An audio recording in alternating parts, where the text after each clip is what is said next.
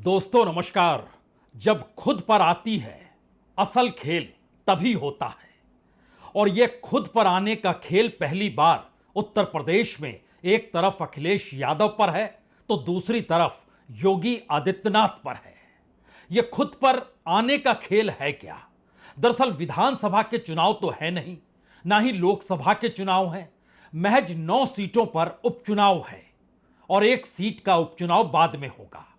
लेकिन सवाल है 9 सीटों में ऐसा क्या पेच है जिसके बाद अखिलेश यादव की राजनीतिक यात्रा या फिर योगी आदित्यनाथ की राजनीतिक छलांग दोनों पर सवालिया निशान है। और वह भी महज 9 विधानसभा की उपचुनाव की सीट को लेकर। असंभव सा यह लग सकता है, लेकिन यह खेल वाकई बहुत बड़ा है। क्योंकि इस खेल में राहुल गांधी कहीं नहीं है, क्योंकि इस खेल में दिल्ली की बीजेपी यूनिट यानी प्रधानमंत्री नरेंद्र मोदी और अमित शाह कहीं नहीं है।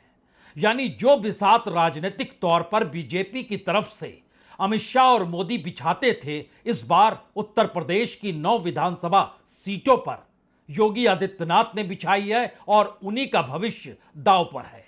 आप भी सोच रहे होंगे यह भविष्य का मतलब होता क्या है? वह तो मुख्यमंत्री हैं, तो ऐसे में कौन सा भविष्य का दांव इस 9 सीटों को लेकर लग चुका है? दरअसल आरएसएस बड़ी लंबी छलांग योगी आदित्यनाथ के आसरे लगाना चाहता है। दरअसल बीजेपी के भीतर जो सवाल दिल्ली की सत्ता को लेकर उठ रहे हैं और इस दौर में डगमगाती इकोनॉमी और शेयर बाजार के लड़खड़ाने के बाद वह तबका जो बीजेपी के भीतर कई सवालों को करने लगा है, उनकी नजर में आने वाले वक्त में योगी आदित्यनाथ ही नायक हैं। तो बीजेपी के भीतर के सवाल हों या आरएसएस के सवाल हों, योगी आदित्यनाथ इस वक्त उनके लिए नायक हैं।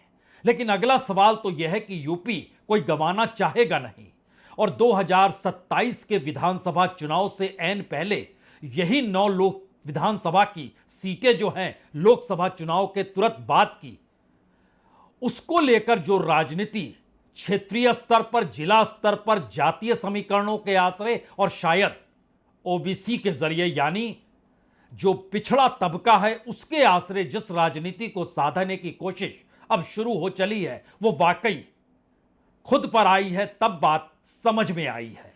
अभी उस नारे पर मत जाइए कि बटेंगे तो कटेंगे या फिर जुड़ेंगे तो जीतेंगे, अभी उस नारे पर नहीं जाइए, बल्कि यह समझिए कि भारत में असल सच जाति है और जाति की राजनीति कोई आज से नहीं, अरसे पहले राम मनोहर लोहिया भी जब उत्तर प्रदेश चुनाव लड़ने पहुंचे तो उन्होंने यही लकीर खींची थी और इसी लकीर के सिरे को एक वक्त मुलायम सिंह यादव ने पकड़ा, एक वक्त कांशीराम ने पकड़ा और एक वक्त कांग्रेस के हाथ से जब फिसलती चली गई परिस्थितियां तो एक वक्त गोविंदाचार्य ने इस सोशल इंजीनियरिंग का जिक्र बीजेपी के भीतर किया।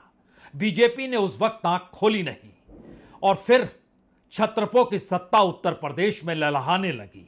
वो मुलायम सिंह यादव का दौर हो या फिर मायावती का दौर हो, इन तमाम परिस्थितियों में ना कांग्रेस टिकी ना बीजेपी टिकी। लेकिन इस बार सवाल तो यह है कि अब वाकई 2024 के चुनाव में जो झटका बीजेपी को लगा है और जो जीत अखिलेश यादव ने हासिल की है, उसके पीछे कहीं वह ओबीसी तबका है जिसने पूरी राजनीतिक मिजाज को उत्तर प्रदेश में बदल डाला है।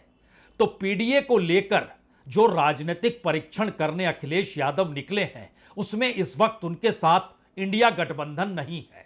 और इंडिया गठबंधन का मतलब बहुत साफ है, कांग्रेस नहीं है, राहुल गांधी नहीं है। अपने बूते 9 सीटों पर चुनाव समाजवादी पार्टी लड़ रही है। यानी राजनीतिक तौर पर इन 9 सीटों में से 5 सीट, जो 10 सीट थी उसमें से 5 सीट एक वक्त समाजवादी पार्टी के पास थी। लेकिन इस बार अपने बूते और अपने बूते से पहले लोकसभा सीटों में जो 37 सीटें जीत ली, उसमें से 25 सीटों पर ओबीसी उम्मीदवार समाजवादी पार्टी के जीते हैं। तो पीडीए इतना भारी पड़ गया बीजेपी के, तो उसने भी अपना पीडीए बना डाला। उसने भी पिछड़ों को जगह दी, दलितों को जगह दी, लेकिन जो ए से अल्पसंख्यक होता है उसकी जगह अगड़ी जाति ले आई। यानी उसका अपना पीडीए और बीजेपी का अपना पीडीए। और इस दो पीडीए की लड़ाई का मतलब बहुत साफ है कि राजनीतिक तौर पर योगी आदित्यनाथ के पीछे जो दाव संघ और बीजेपी के भीतर के अंदरूनी तौर पर अलग अलग गुट लगाए हुए हैं, और हर कोई यह मानकर चल रहा है कि एक बार फिर बटेंगे तो कटेंगे ने उस उग्र हिंदुत्व को या उग्र हिंदू राजनीति को बढ़ावा दे दिया है जो आने वाले वक्त में बीजेपी को राज करवाएगा। यानी भारत की राजनीति में दोबारा बीजेपी के तेवर उसी तर्ज पर लौट आए, इसका राजनीतिक प्रयोग यूपी की इस 9 विधानसभा सीटों पर ही होना है। और दूसरी तरफ अपने बूते अपने तरह से लड़ाई लड़ रहे अखिलेश यादव की यह राजनीतिक परीक्षा है, एक ऐसा इम्तिहान है जिसमें उन्हें तय करना होगा। अगर वो नहीं जीत पाए तब क्या होगा, और जीते तो उसके बाद उनका वर्चस्व कांग्रेस को कितनी जगह देगा यह भी तय हो जाएगा 2027 के विधानसभा चुनाव को लेकर। और शायद यही बड़ी वजह है कि दिल्ली से 36 का आंकड़ा लखनऊ का है बीजेपी के भीतर, और इंडिया गठबंधन के भीतर कांग्रेस के तमाम कार्यकर्ताओं और उनके अपने छत्रप नेताओं का शोर अपने बूते अपनी राजनीतिक जमीन बनाने की दिशा में बढ़ना चाहता है। और शायद यही वो वजह है कि पहली बार इसी पीडीए को लेकर अपनी सफलता अगर अखिलेश यादव ताना बाना बुनते नजर आए तो बीजेपी ने भी ताना बाना पीडीए के आश्रय दिया और ओबीसी यानी पिछड़े तबके को 4 विधानसभा सीटों पर उतार दिया। यानी खुद पर आया मामला तो सवाल बटेंगे तो कटेंगे से आगे निकलकर कहीं पर ओबीसी को टिकट देना है, कहां पर दलित को देना है, कहां पर अगड़ी जाति को देना है, यानी जातीय समीकरण के आश्रय उत्तर प्रदेश को साधने की कोशिश उस नारे के तहत जिस नारे में हिंदू समाज को ना बंटने की प्रेरणा देने की कोशिश की गई, प्रेरणा नहीं दांव खेला गया। और दूसरी तरफ उसके ठीक समानांतर खुले तौर पर कहा दिया गया, वह भी समाजवादी पार्टी और अखिलेश यादव के जरिए, कि जुड़ेंगे तो जीतेंगे। यानी ये जुड़ने का मतलब वही पीडीए है जिस पीडीए के दायरे में पिछड़ा भी है, दलित भी है और अल्पसंख्यक समुदाय भी है। तो आइए एक एक सीटों के परीक्षण को और मौजूदा वक्त की उस राजनीति की परिस्थितियों को इसलिए समझ लीजिए क्योंकि पहली बार उत्तर प्रदेश के चुनाव हैं और अमित शाह और मोदी दूर हैं। पहली बार उत्तर प्रदेश के भीतर चुनाव है और कांग्रेस कहीं नहीं है। प्रियंका तो अपना चुनाव लड़ रही हैं वायनाड में, राहुल गांधी भी उसी दिशा में बढ़ रहे हैं प्रचार के लिए, महाराष्ट्र भी जाएंगे, झारखंड भी जाएंगे, लेकिन उनकी फेरिस्त में अभी तक उत्तर प्रदेश का नाम नहीं है। तो इन नारों को परख लीजिए, ये नारे सतही सही, लेकिन भविष्य की राजनीति किस दिशा में उत्तर प्रदेश से निकलेगी यह तय कर देगी।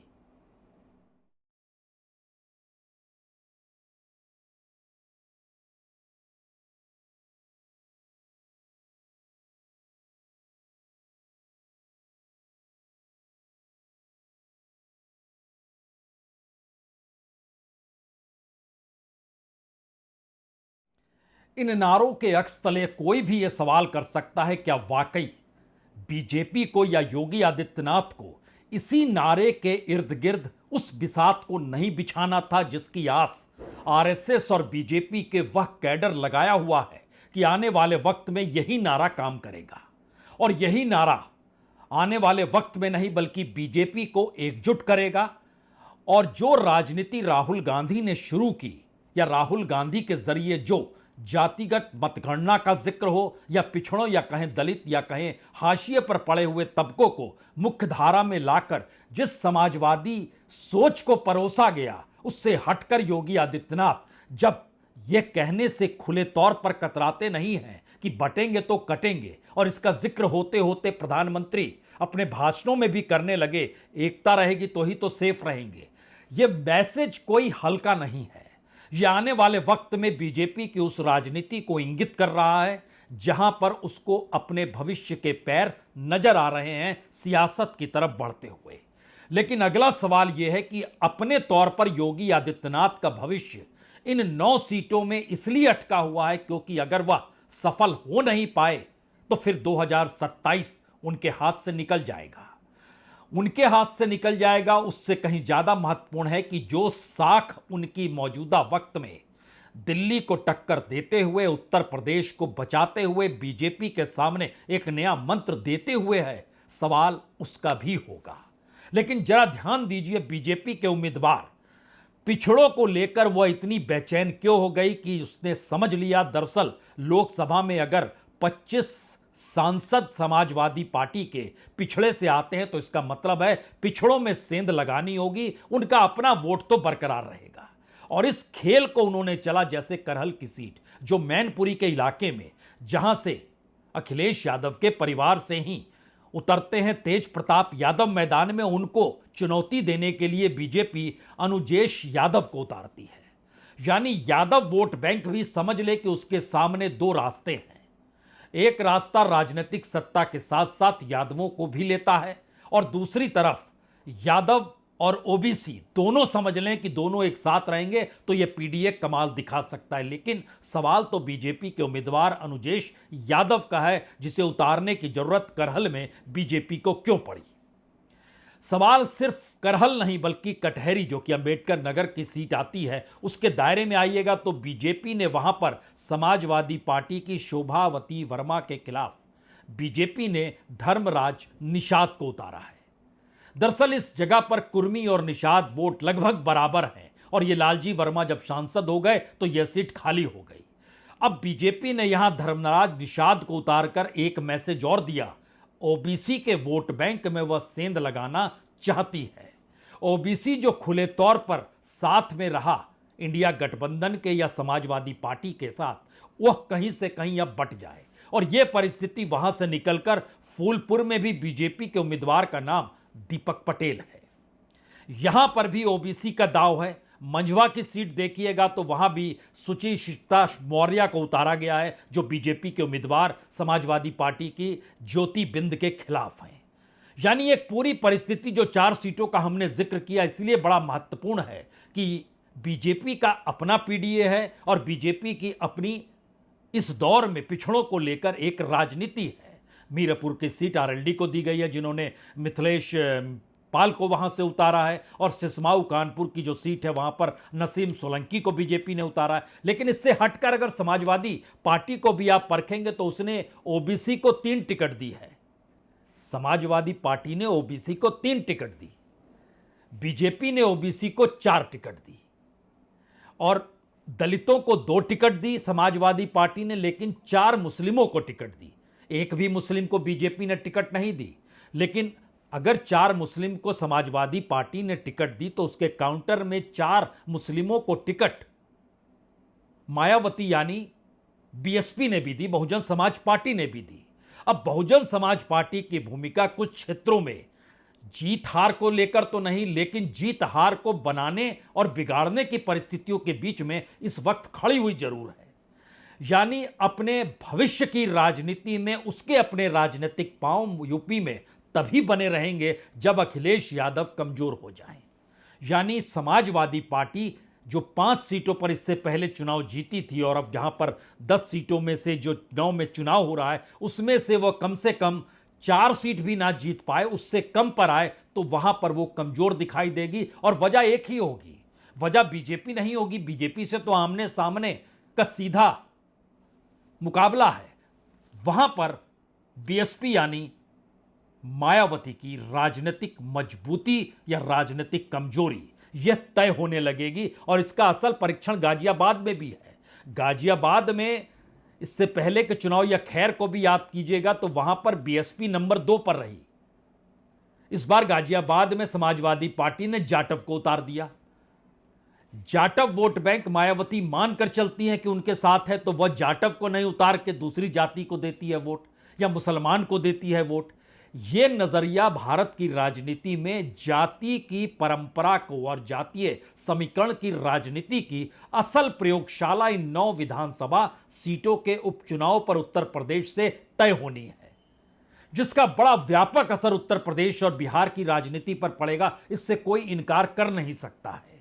और खुद योगी आदित्यनाथ और अखिलेश यादव की अपनी नेता के कद को लेकर भी असर पड़ेगा, इससे भी कोई इनकार कर नहीं सकता है। क्योंकि इन सब के बीच अगर एक बात और परखिए, बीएसपी ने जो टिकटों में दिया उसने 4 ओबीसी को उतारा है, 1 दलित को उतारा है, 2 ब्राह्मण को उतारा है, 2 मुस्लिम को उतारा है। यहां पर बीएसपी भी अपने तौर पर 4 ओबीसी को टिकट दे रही है, 4 ओबीसी को टिकट बीजेपी भी दे रही है और 3 ओबीसी को टिकट समाजवादी पार्टी दे रही है।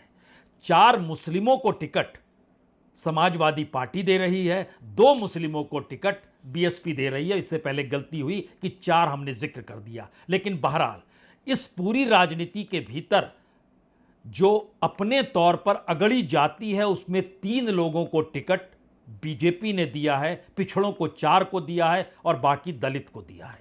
यह मैसेज दरअसल इस परिस्थिति की दिशा में ले जाता है कि 2024 के चुनाव में जो वोट परसेंटेज पड़ रहे थे, उसमें अपर कास्ट के वोट जो थे वह बीजेपी के हक में गए लगभग 80%। 16% इंडिया गठबंधन के पास थे, यानी अपर कास्ट को लेकर कोई बेचैनी बिल्कुल नहीं है बीजेपी के भीतर। सवाल यह है कि बाकी वोट जैसे कुर्मी और कोयरी 61% वोट मिले, जो कि उससे पहले के चुनाव में 80% मिले थे, यानी 19% वोट बीजेपी के क्यों कम हो गए? तो उसे जरूरत पड़ी कि इस बार जातीय समीकरण या सोशल इंजीनियरिंग के आश्रय परीक्षण करना होगा। जो गैर जाटव ओबीसी है उसके वोट भी 13% कम हो गए बीजेपी के, इस बार 59% पड़े 59%, जो कि पिछली बार 72% थे। और इसी तरीके से गैर जाटव माइनस कर दीजिए और बाकी दलित वोट बैंक था वो बीजेपी को बहुत कम 29% पड़ा, 29%, जो कि उससे पहले के चुनाव में जो पड़ा था वो तकरीबन 48% था। यह मैसेज बहुत साफ है कि अब जातीय समीकरणों की राजनीति के इर्द गिर्द बीजेपी खड़ी है। और बीजेपी ने एक परीक्षण इस दौर में और भी किया है। जहां जहां जातियों का प्रभाव है और वो जाति से निकले हुए छत्रप अगर उस राज्य में सत्ता में आ सकते हैं, तो बाकी जातियां उससे हटकर खड़ी हो जाती है, जिसका नायाब प्रयोग हरियाणा में जाट वर्सेस ऑल में नजर आया और जाट को छोड़कर बाकी ऑल के साथ बीजेपी खड़ी हो गई। और यहां यह भी समझना होगा कि दरअसल हरियाणा के भीतर यादवों की मौजूदगी भी है। वो यादव भी बीजेपी के साथ गए, वो यादव समाजवादी पार्टी के कहने पर इंडिया गठबंधन के साथ नहीं गए या आरजेडी साथ में इंडिया, इसलिए वो नहीं गए। और यही परिस्थिति राजस्थान के भीतर भी हुई। यानी जहां पर यादव का वर्चस्व है, वो उत्तर प्रदेश और बिहार है, उनके नेता मुख्यमंत्री बन सकते हैं, वहां तो यादव ठीक है। लेकिन यादव माइनस ओबीसी उन जातियों को अपने साथ लेने की परिस्थितियों में पहली बार बीजेपी राजनीतिक प्रयोग खुलकर उत्तर प्रदेश के इन 9 सीटों पर कर रही है। यानी 2 मैसेज इस दौर में निकल कर आ रहा है जो बीजेपी की अपनी भविष्य की राजनीति को साधेगा। पहला मैसेज तो यही है कि क्या योगी आदित्यनाथ जिस बटेंगे तो कटेंगे के नारे के साथ निकल कर आए और इस नारे के जरिए वो मैसेज देना चाहते थे कि हिंदू समाज एकजुट रहे, जातियों में ना बटे। उन्हीं योगी आदित्यनाथ ने राजनीतिक प्रयोग सीटों को लेकर जातीय समीकरणों के आश्रय किया, जिससे जातियां अगर बटेंगी तो वह जीत सकते हैं। इन 2 मैसेज के बीच योगी आदित्यनाथ खड़े हुए हैं। इसके ठीक समानांतर अखिलेश यादव उत्तर प्रदेश की राजनीति में खुले तौर पर पीडीए के आश्रय उस राजनीति को साधना चाहते हैं। अगर यह जुड़ा रह गया, यानी पिछड़ा, दलित और अल्पसंख्यक समुदाय का वोट अगर जुड़ जाता है, तो फिर सामने की कोई ताकत अखिलेश यादव को हरा नहीं सकती है। यानी समाजवादी पार्टी को फिर कहीं भी हार मिलेगी नहीं। यह मैसेज इतना बड़ा है कि उसका बंटने की जरूरत बीजेपी को है। यानी पीडीए बंट जाए तो बीजेपी को फायदा और जातियां जुड़ जाए तो बीजेपी को फायदा। लेकिन पीडीए को बांटा जाए, इसका प्रयास योगी आदित्यनाथ, जातियां ना बटे, इसका प्रयास नारों के जरिए योगी आदित्यनाथ का। यानी भारत की राजनीति में जब बात खुलकर खुद पर आई, तो योगी आदित्यनाथ भी समझ गए दरअसल इस सियासत को साधना उनके लिए बेहद मुश्किल काम है। तब जब विकास का कोई हवा, इस देश को विकसित बनाने की कोई सोच और इकोनॉमी का जिक्र जो बार बार अपने तौर पर नरेंद्र मोदी करते रहे और उसका लाभ लोकसभा चुनाव में जब नहीं हुआ, तो फिर उत्तर प्रदेश में यह राजनीतिक प्रयोग नहीं चलेगा। इसको खुले तौर पर बीजेपी ने माना, संघ ने माना और उन्होंने खुले तौर पर इस बात को कहा कि जिससे आप टकरा रहे हैं उसकी मजबूती और कमजोरी को आप समझ लीजिए। राजनीति का यह पाठ बिल्कुल नायाब है। और इस पाठ का दूसरा हिस्सा तो दरअसल उस इंडिया गठबंधन से जुड़ता है जिस इंडिया गठबंधन के दायरे तले जातियों का जिक्र इसलिए था कि वो हाशिए पर है और उनको मुख्यधारा में लाने की प्रक्रिया इसलिए महत्वपूर्ण थी क्योंकि आर्थिक तौर पर कॉरपोरेट और बड़े लोगों के हिस्से में सरकार सब कुछ दे रही थी। लेकिन ये दोनों बातें उत्तर प्रदेश में मौजूदा 9 विधानसभा चुनाव में उपचुनाव में फेल हो गई। इसीलिए वहां मौजूदगी राहुल गांधी की क्यों होगी या कांग्रेस किन बातों का जिक्र करेगी? वहां पर जाहिर है वो कुछ भी जिक्र नहीं कर सकती है। और यह समझिए कि एक मिल्कीपुर अगर आप छोड़ देते हैं जहां पर चुनाव आयोग बाद में कराएंगे तो करहल, सिसमाऊ, कटहरी और कुंदरकी, इन 4 जगहों पर समाजवादी पार्टी इससे पहले जीती थी। और समाजवादी पार्टी ने जो उम्मीदवारों को खड़ा किया है उसमें फूलपुर में मुस्तफ़ा सिद्दीकी जो पूर्व एमएलए हैं, कुंदरकी में पूर्व एमएलए मोहम्मद रिजवान है, मीरापुर में संबुल राणा है, गाजियाबाद में चारू कैन हैं, जाटव हैं जो कि अपने तौर पर, और खैर का हम इसलिए भी ज़्यादा जिक्र करना चाहते थे यहाँ पर क्योंकि खैर एक ऐसी जगह है जहाँ तकरीबन 1.25 लाख जाट है, 90,000 ब्राह्मण हैं, 50,000 वहाँ पर दलित हैं, 40,000 मुस्लिम हैं, 25,000 वैश्य हैं। और यहाँ पर दूसरे नंबर की लड़ाई में कौन होगा? इसी तरीके से गाजियाबाद में दूसरे नंबर की लड़ाई में कौन होगा? यानी उत्तर प्रदेश की राजनीति में जो छत्रपों की सत्ता समाजवादी पार्टी और बीएसपी से निकल कर आई, ये दोनों जहां जहां बीजेपी मजबूत है या जीतेगी वहां पर ये दोनों अपनी लड़ाई लड़ रहे हैं कि नंबर 2 पे कौन रहेगा, उसी से उनका भविष्य तय होगा। यह भी राजनीतिक प्रयोग एक जबरदस्त है कि जो मायावती सत्ता में आने की लिए जानी जाती थी वो सत्ता बिगाड़ने और बढ़ाने की स्थिति में इस 9 विधानसभा चुनाव के भीतर उनकी मौजूदगी नजर आ रही है। जिस जातीय समीकरण के दायरे से बीजेपी दूर रहती थी वो जातीय समीकरण के आश्रय चल रही है। और इस पूरी प्रक्रिया में जब उसे समझ में आ गया कि जाति वाला हिस्सा इंडिया ले उड़ा है और राहुल गांधी जिस तर्ज पर बढ़ गए हैं उसमें पहली बार बटेंगे तो कटेंगे का नारा भी दिया गया और जाति समीकरण के आश्रय राजनीति साधने की कोशिश भी की गई। 3 सवाल आखिर के जो सबसे महत्वपूर्ण है, यह 9 विधानसभा के चुनाव तय करेंगे कि योगी आदित्यनाथ 2027 का चुनाव जीत पाएंगे या नहीं जीत पाएंगे। उनकी जीत और हार तय करेगी कि उनके पीछे जो दांव आरएसएस ने लगाया हुआ है वो मोदी के विकल्प के तौर पर है या मोदी के समानांतर उन्हें खड़ा करने की सोच है, वो चल पाएगी या नहीं चल पाएगी, इसका फैसला होगा। बीजेपी के भीतर उठते हुए सवालों में जो बड़ा पुराना कैडर जो कट्टर हिंदुत्व या उग्र हिंदुत्व के आश्रय हिंदू मुस्लिम के रास्ते चलना चाहता है, उसमें योगी आदित्यनाथ उनके लिए नायक हैं, तो उनका भविष्य भी तय होगा कि दरअसल ये नायक के तौर पर चुनाव जिता पाएंगे तो ही तो तय होगा। ये परिस्थिति है। और जिस रास्ते योगी आदित्यनाथ चले हैं उससे दूसरा सवाल निकल कर आया, जिस पीडीए को बनाया गया अखिलेश यादव के जरिए, तो अखिलेश यादव की अपनी राजनीति पीडीए का असल परीक्षण इसी चुनाव में हो जाएगा। यानी 2027 तक वो जाएंगे या नहीं जाएंगे ये फैसला अभी हो जाएगा। और इस चुनाव में जीत और हार यह भी तय करेगी कि जो लोकसभा की 37 सीटें उन्होंने जीती उसमें कितना बड़ा योगदान राहुल गांधी या कांग्रेस का था और उस राजनीतिक जमीन का था जिसमें यादवों को वोट देने के लिए दलित भी निकल कर आ गया जो इससे पहले निकलता नहीं था, और तमाम जातीय समीकरण टूटते चले गए। अल्पसंख्यक समुदाय एक साथ एक मुश्त आकर खड़ा हो गया, दलित समुदाय मूव कर गया, अपर कास्ट के भीतर भी बड़ी तबके ब्राह्मण भी एक लिहाज से मूव कर गए। यह सवाल था लोकसभा चुनाव का, उसका परीक्षण भी इसी जगह हो जाएगा। और तीसरा सवाल सबसे महत्वपूर्ण है क्योंकि जो राहुल गांधी उत्तर प्रदेश से बाहर हैं, जो प्रधानमंत्री मोदी और अमित शाह उत्तर प्रदेश की 9 सीटों के चुनाव से बाहर हैं, वो आने वाले वक्त में इस जीत हार में अपनी जीत हार कैसे देखेंगे, नजरें हर किसी की इस पर भी टिकेगी।